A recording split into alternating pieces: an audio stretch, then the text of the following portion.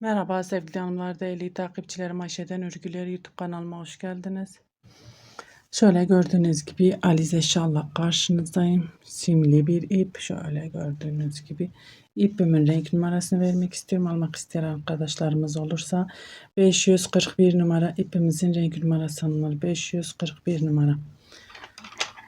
Tığım 4 numara 1.60 milim tığ kullanıyorum. Bugün model anlatımı yapmayacağım. Daha önce size modeli anlattım. Şahane modelimin kol ve yaka kesimini anlatacağım. Bu modeli yelek yapmak isteyen arkadaşlarımız için pratik bir şekilde kol ve yaka kesimi nasıl yapabilirsiniz onu sizinle paylaşacağım hanımlar. Şöyle hanımlar, modelimi ördüm. Eğer siz bu modelimin videosunu, kurulum videosunu izlemediyseniz linkini açıklama kısmına bırakacağım. Oradan tıklayarak izleyebilirsiniz hanımlar. Bakın hanımlar, şimdi modelimi tamamladım. Zincir sırasındayım. Zincirlerimi ördüm buraya kadar. Burayı bir modeli kol altı yapacağım. Kol altı oyuntusunu. Onu sizinle paylaşacağım şimdi. Nasıl yaptığımı. Burada ben trabzan değil, trabzan yapmak istemiyorum hanımlar. Çünkü burada da trabzanlarımız yok. 1, 2, 3 zincir çekip şu boşluk var ya. Boşluğa batıyorum, sık iğne. Bir tane sık iğne. Şu trabzanımızın şöyle beline giriyoruz baştaki. 1, 2 tane sık iğne. Şu modelin arasındaki boşluğa batıyorum. Bir tane sık iğne. Trabzanımızın beline giriyoruz. 1, 2 tane sık iğne.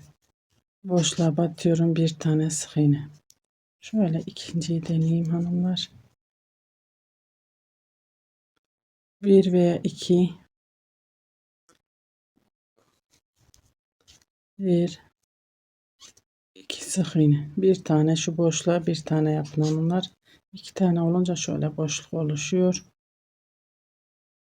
Trabzana 1, 2 boşluğa 1,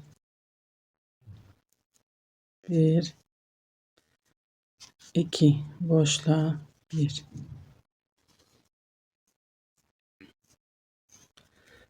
Şöyle trabzanlarımızın tepesine tek tek batıyoruz. Sık iğne. Buraya boşluk var, zincir var, içine batıyorum, sık iğne. Trabzanların tepesine sık iğne. Şu boşluğa batıyorum ve sık iğne.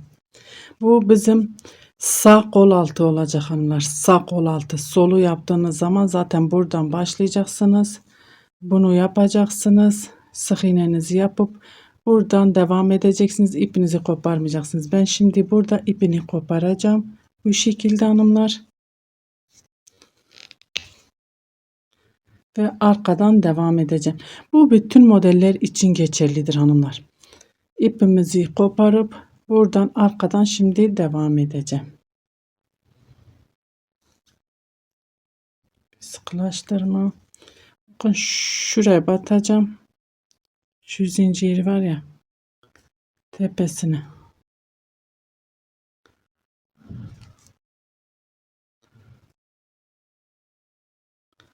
Şöyle ipimizi içinde yürütüp 3 tane zincir çekip buradakine devam ediyorum. Balık sırtımı, buradaki balık sırtımızı devam ediyoruz. Buraya bir balık sırtı, bir tane de modelimizi kol altı oyuntusunu yaptık hanımlar. Kol altında artık herhangi bir işlemimiz yok.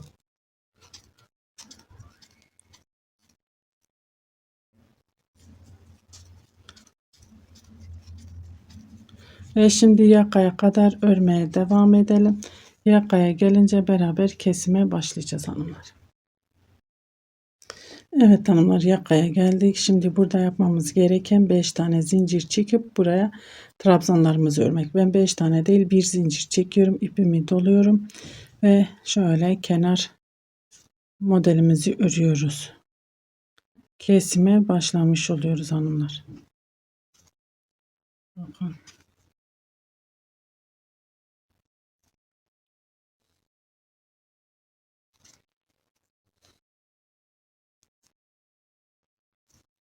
Bir, iki, üç zincir ve dönüyorum.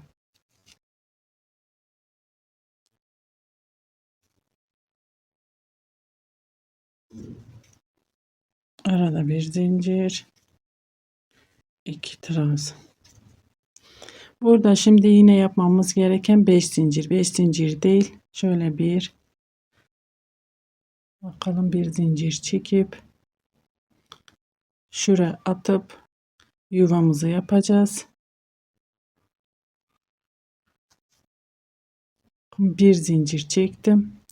1 2 3 zincir. Şöyle yuvamızı yapacağız. 4 zincir çekip devam ediyorum. 1 2 3 4 5 ve normal bir şekilde örmeye devam ediyorum hanımlar.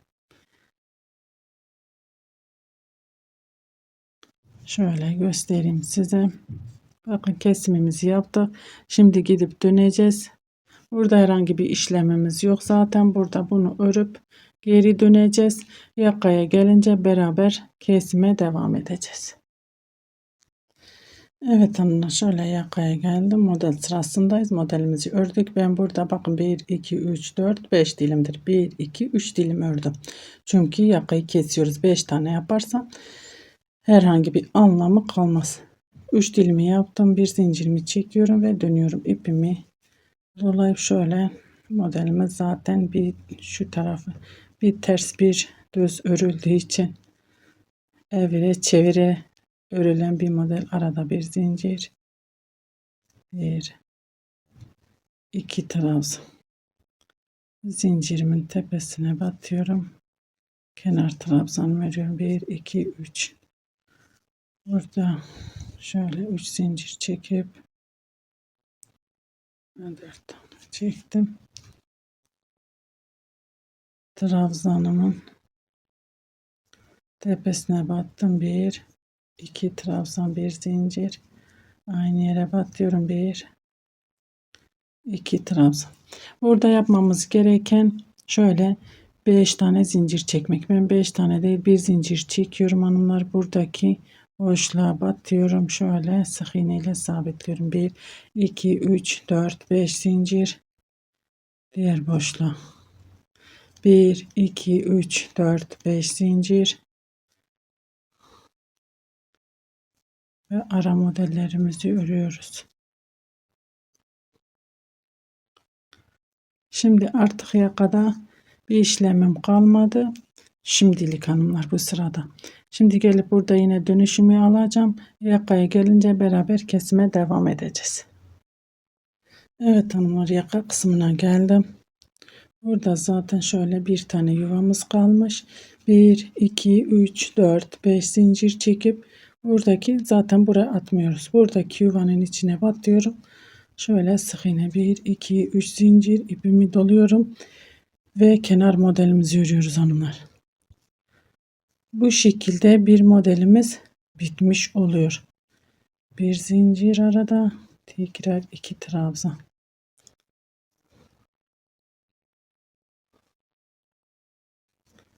Bir iki üç zincir ve dönüyorum.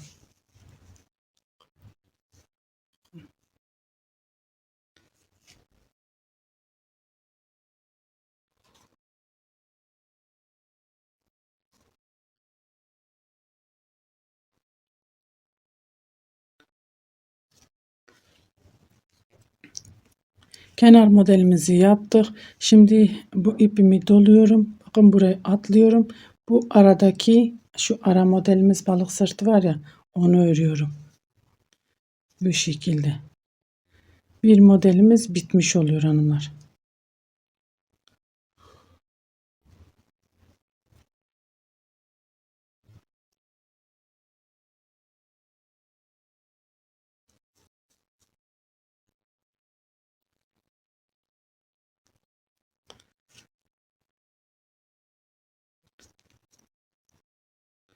Beş zincir burada zaten, diğerine batıyorum. Arada 4 zincir ve tekrar 5. Ve bu şekilde örmeye devam ediyorum yakaya gelene kadar hanımlar. Gidip buradan döneceğiz. Geleceğiz yakaya. beraber kesime devam edeceğiz. Evet hanımlar, yaka kısmına geldik. Bakın yine 1 2 3 dilim yaptım. 3 dilim yapmamın sebebi, çünkü modelimiz gidip gelmeli olduğu için buradaki formu bir dahakine yakalamayacaktık ve modelimiz bu bitmiş olacaktı. Onun için burada şimdi 3 dilim yaptım ve şu ara modelimizi de şimdi bitiriyoruz. Bir zincir çektim, ipimi doladım. Bakın buraya batıyorum. Bir tane trabzan örüp burayı bitirmiş oluyorum. Buradaki formu yakalamak için, devamı gelmesi için bunu burada 3 tane yaptık. Yani yoksa şu arası olmasaydı zaten olacaktı. Bu ara olduğu için ara modelimizin formu bozulmasın diye aynı şekilde devam ettim. Yani alttaki kesimin aynısını da yine burada uyguladık. 1 2 3 zincir ve dönüyorum.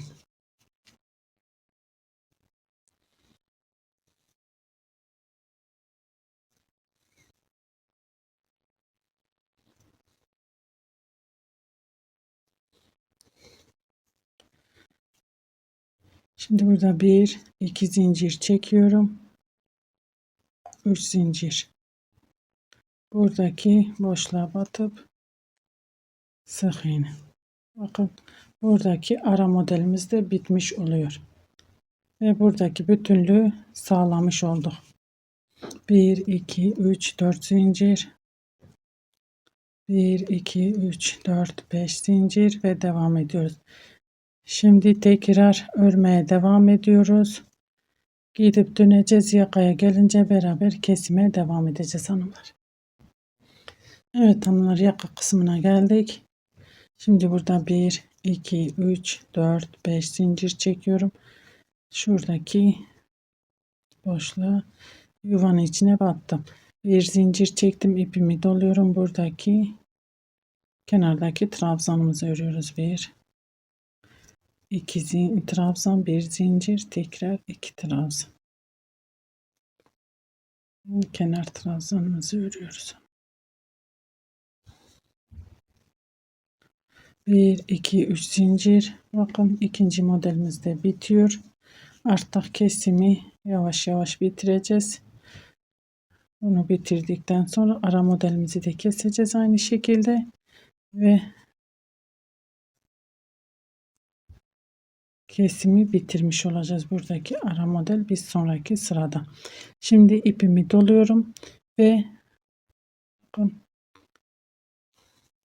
şuraya batıyorum.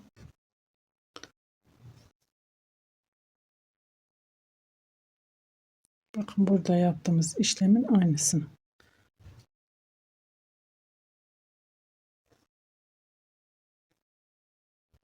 Ara modelimi örüyorum. Bir sonraki sırada ara modeli de bitirip artık kesimi bitirmiş olacağım. 5 zincir, 1 2 3 4 zincir, 1 2 3 4 5 zincir ve şimdi örmeye devam edelim hanımlar. Yine yakaya gelene kadar dönelim, gelip şöyle göstereyim size yakamı. Gidip dönelim, gelip beraber son kesimimizi de yapalım. Evet hanımlar, yine yakaya geldik. Bakın yakamızın güzelliğini, gerçekten çok güzel bir yaka ortaya çıktı. Şimdi ipimi doluyorum. Bakın 2 tane modelim kaldı. Ördüm modellerimi. İpimi doluyorum. Buradaki ara modelin tepesine batıyorum. Bir tane trabzan iğne. İpimi doluyorum ve diğer trabzanı yapıyorum. Diğer kenar modelimizin trabzanını yapıyoruz hanımlar. Çünkü artık kesimimiz bitmiş oluyor bu şekilde.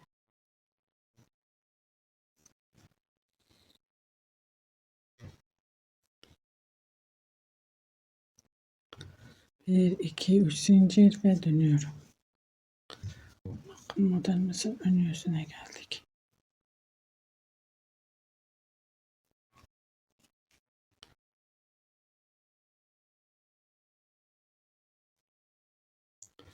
Bir zincir, aynı yere batıyorum. Yani kesim bitince nasıl devam edeceksiniz onu sizinle paylaşmak istiyorum şu anda. 1, 2, 3, 4, 5 zincir.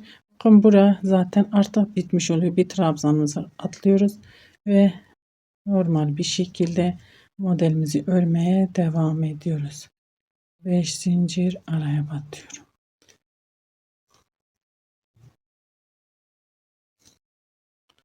Ve bu şekilde kesimimiz bitmiş oluyor hanımlar. Ben şimdi sıramı tamamlayıp geliyorum. Evet hanımlar, şöyle gördüğünüz gibi yakamız bu şekilde çok daha güzel oldu.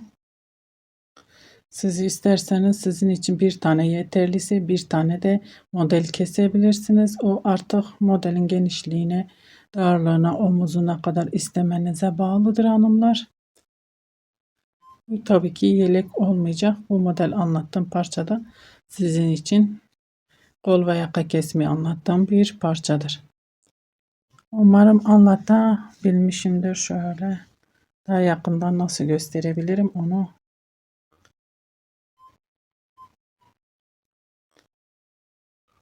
Kol altı da aynı şekilde. Umarım anlatabilmişimdir. Beni tercih edip izlediğiniz için teşekkür ederim. Bir dahaki videomuzda görüşmek üzere. Hoşça kalın.